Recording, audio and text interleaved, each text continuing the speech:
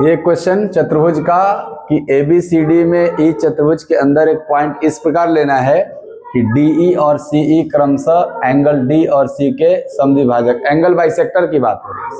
समद्विभाजक का मतलब हो गया ये एंगल बाइसेक्टर है। यहाँ चलो थोड़ा सा चतुर्भुज बनाते हैं हम। ABCD एक चतुर्भुज हो गया, कैसे भी बना लेना है। नाम लिख लेंगे हम लोग ABCD।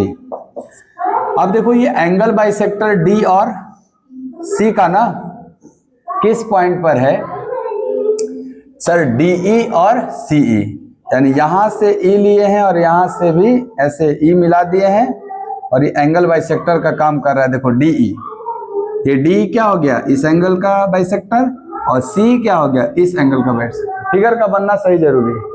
हो गया ठीक है। और E आपका अंदर होना चाहिए था, अंदर भी है आपका। अब आपको दे रहा है कि एंगल B 82 डिग्री है। ये वाला एंगल आपका कितना है? 82 डिग्री है, 82 डिग्री। और एक एंगल DEC 80 डिग्री है। DEC ये वाला 80 डिग्री है। तो आपको एंगल ये बताना है, ये एंगल A कितना डिग्री होगा। ठीक है, तो ये 80 है। तो कैसे आगे बढ़ेंगे आप इसमें? EDC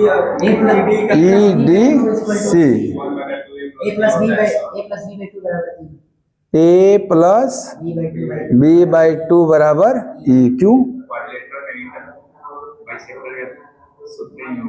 एंगल बाइसेक्टर पे बना हुआ ये जो होता है इन दोनों कोणों के सम का आधा होता है ना। हाँ ठीक। तो ये 80 है तो दोनों 160 होना चाहिए। 80 है तो ये दोनों मिलके 160। 160 में कितना लगेगा? 78। हाँ 78 ठीक है।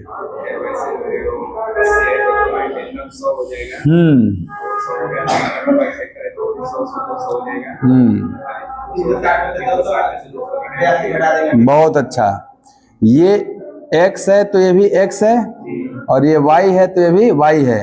यहाँ पे आपको x प्लस y दिखेगा 100, तो ये पूरा 2x और 2y जो दिखेगा वो 200 हो जाएगा।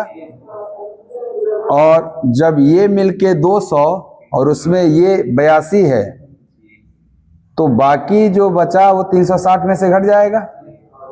चौथा एंगल 360 में से 282 घटा देंगे तब भी आ जाएगा 78 डिग्री।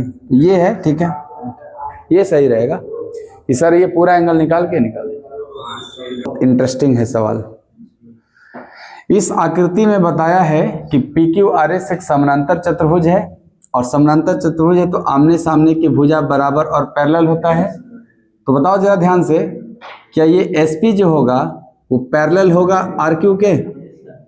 आमने सामने की भुजा पैरेलल बराबर दोनों होता है। PQ दिया है 4, ये 4 है तो ऊपर भी 4 ही हो गया।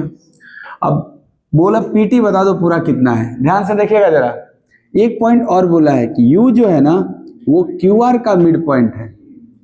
तो अगर QR का मिड पॉइंट है तो ये लाइन इसके पैरेलल है।